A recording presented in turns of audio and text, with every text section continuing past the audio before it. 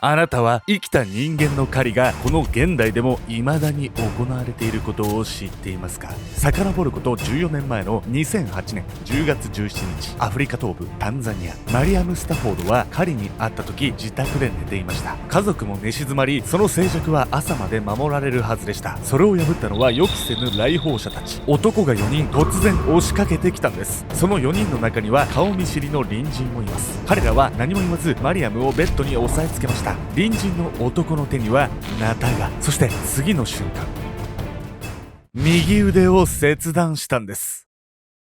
生きた人間の体を採取するアルビノ狩り。現代とは思えないようなこの惨劇はなぜ起こってしまったのか。その裏には金の亡者たちが作り上げた恐ろしい迷信があったのです。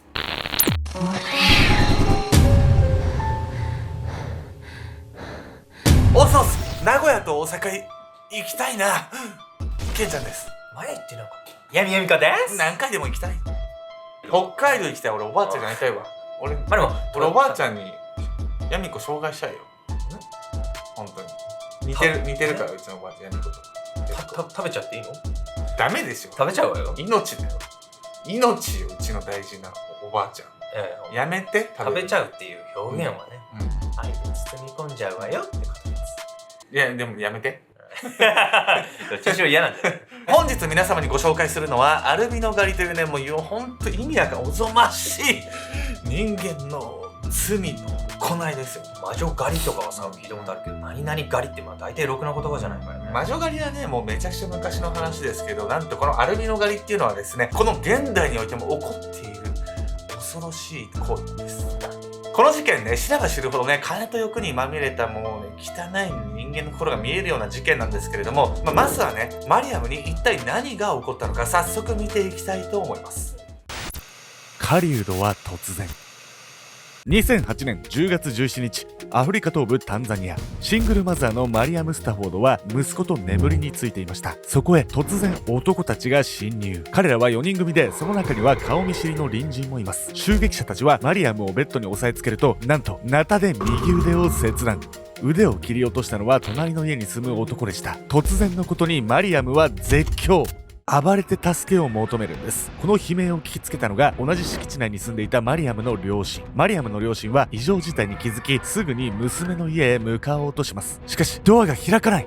なんと玄関ドアが開かないようにされていたんです。用意周到な襲撃者たちの仕業でした。その頃マリアムは右腕から失血したままベッドに押さえつけられていました。隣人の男は右腕を仲間に投げ渡すと、今度は左腕も切断。男たちはマリアムの両腕を手に入れると出て行きました。突然腕を切られ血を流したまま放置されたマリアム。あまりの激痛に叫び続けるんです。マリアムの両親も娘の悲鳴に応え声を上げ続けました。尋常ではない3人の悲鳴は近隣住民を起こすのに十分なものでした。聞きつけた住民が間もなくして助けに来ました。すぐに病院へ行くことになったんですが、ここでも問題が。車がなかったんです。盗まれたという意味ではないんです。実はこの村は低所得者たちが集まる地区で、車を持っている人がいないんです。仕方なく両親と近隣住民でマリアムを担ぐことに。歩くこと数時間、ようやく治療を受けることができたのは腕を切られてから7時間後でした。一命は取り留めたマリアムだったんですが、失ったものはあまりに大きすぎました。彼女が失ったのは両腕だけではありません。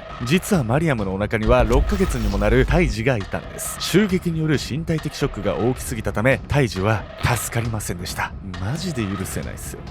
お腹の子を亡くし、息子を抱くこともできず、料理も仕事もできない。マリアムは深い絶望に打ちひしがれるんです。なぜマリアムがこんな目に遭わなければならなかったのか。何のために隣人は彼女の両腕を切り落としたのか。なんとその理由はマリアムの肌の色にあったんです。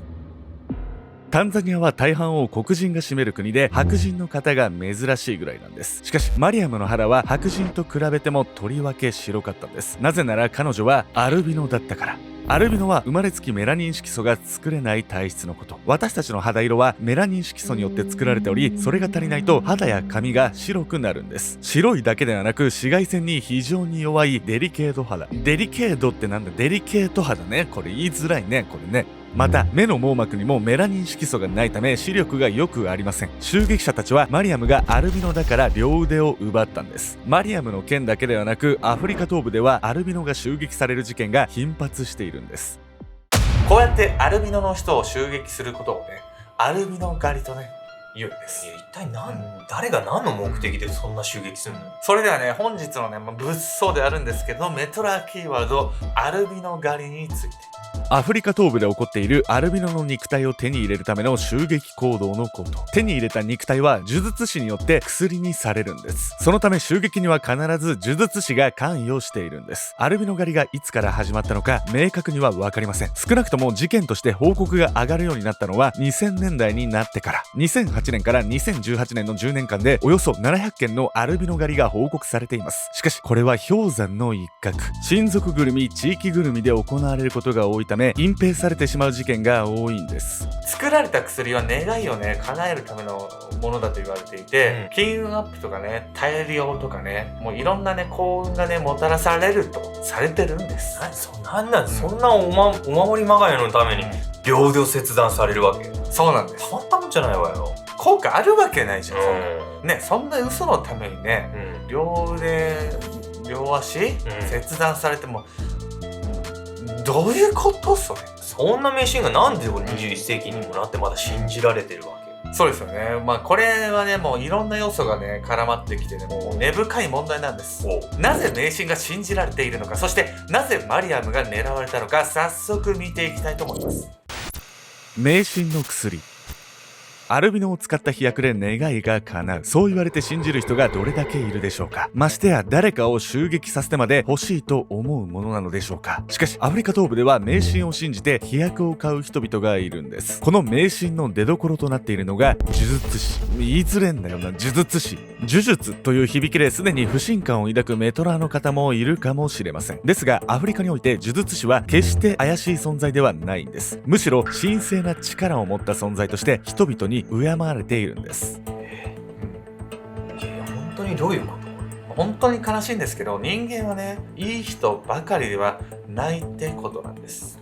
呪術師は神聖な力を持った存在としてアフリカ東部に住む人々の悩みを解決しているんです。持ち込まれる依頼の内容は様々で、体調が優れない、夫の浮気を何とかしてほしい、就職ができないなど多岐にわたります。解決するといっても浮気相手を突き止めたり就職先を斡旋するわけではないんです。呪術師が行うのは願望を叶える儀式や薬草を使ったヒーリングです。それで実際に問題が解決するわけではないんですが、呪術師の治療を通して依頼者は前を向くことができるんです。いわば彼らはカウンセラー。医療が治せない問題を解決してくれる存在としてアフリカの人々は呪術師に絶大な信頼を置いているんです。しかし中には私利私欲のために呪術師の肩書きを利用する人がいるのも事実。アルビノ狩りはそんな呪術師への信頼を逆手に取った極悪非道極まりない呪術師によって引き起こされているんです。そう、彼らは呪術師の信頼を利用して利益を得るためにアルビノを使った飛躍は効果絶大と迷信を流し、飛躍を高値で売りつけているんです。そして呪術師に助けられた人たちは呪術師が言うなら効果があるに違いないと信じてしまうといった負の連鎖が起こっているんです。いや、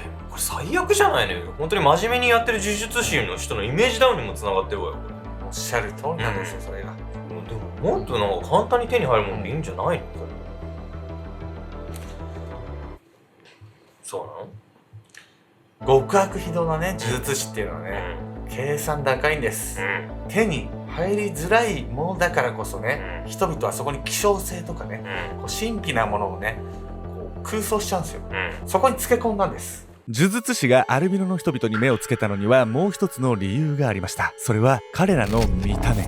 黒人が多く住むアフリカ東部においてアルビノの人々の白さは特に目立つんです。その見た目が飛躍の材料としての説得力を持たせてしまうんです。しかし見た目の問題だけでは襲撃に至るまでのターゲットにはされなかったはず。さらに呪術師が目をつけたのはアルビノ差別なんです。実はアルビノの人たちは歴史的に差別を受けてきた存在でもあります。両腕を失ったマリアムも例外ではありませんでした。生まれた時には親族から呪いだ殺せと言われ、外に出れば彼女の姿を見た子供たちが逃げてってゆくんです。辛いなそれ。世間体を気にしたのか、親は学校に行かせてはくれませんでした。マリアムなんも悪くないのに。マリアムの祖母の必死の説得で10歳にしてようやく幼稚園へ入ります。その後進学するんですが、10歳で幼稚園に入ったマリアムが授業についていけるわけがありません。学校へ入った時点で字を読むことも書くこともできなかったんです。そして相変わらず同級生たちはマリアムを避けていました。それどころか邪魔などと辛い言葉をぶつけられることも。そんな時に助けてくれるのが先生であるべきなんですが、マリアムの学校はそうではありませんでした。むしろ先生もマリアムを差別する側だったんです。授業はわからないし友達もできず、先生にも差別される日々。マリアムが閉じこもるまでにそう時間はかかりませんでした。結局マリアムは不登校になってしまうんです。しかし家も安心できる場所ではありません。彼女が生まれた時に殺せといった親族は相変わらずマリアムのことを嫌っていました。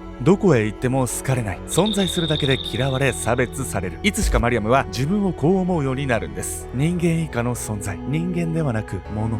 絶対そんなことないのにね。その考えを否定してくれる味方がマリアムにはいませんでした。むしろ周囲の人々もマリアムを人間以下と考えていたんです。そしてマリアムを人間以下の存在とみなす差別がアルビノ狩りの根本にあったんです。教育を受けられなかったマリアムは成長しても低収入の仕事しか得られませんでした。生活レベルは低くせざるを得ず、住んでいる場所もセキュリティがいいとは言えません。セキュリティが悪い住まい、それはつまり襲撃しやすい環境ということなんです。事実、襲撃者たちはマリアムに逃げる隙も与えず家に入っていました。助けを呼んでくれた両親や病院まで運んでくれた近隣住民がいたのは不幸中の幸いだったんです。この状況はマリアムだけではなくアフリカ東部に住む他のアルビノにも当てはまります。立場が弱いアルビノはターゲットにしやすかったんです。信頼を利用した非道な呪術師はこのようにしてアフリカ東部の人々の心理を利用してアルビノ狩りを行っていたんです。そしてアルビノの人の肉体を使った薬だと分かった上で己の欲を叶えるために大金を払う人間とは警察官だったんです。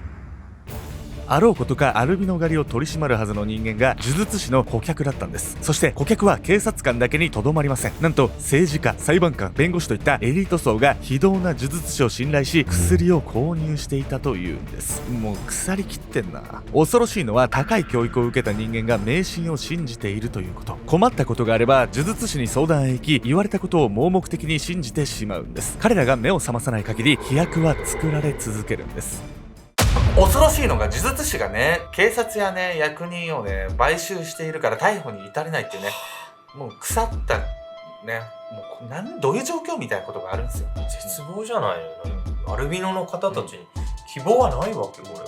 希望はあるんです。両腕をね、なくしたマリアムは、その後誰にね、どうやって助けられてね、その後の生活を立て直したのか、早速見ていきたいと思います。狩りのない世界。